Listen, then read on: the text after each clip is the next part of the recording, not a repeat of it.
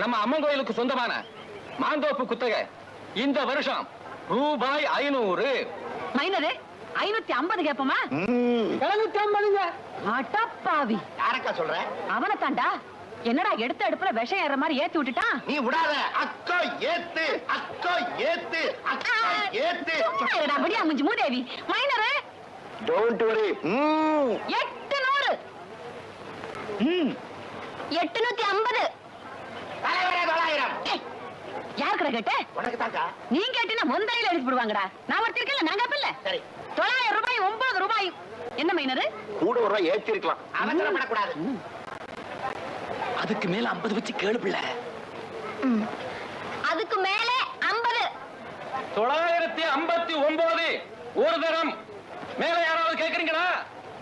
Minor don't worry. மயில் தொகைக்கா நான் கேட்கிறேன் 1050.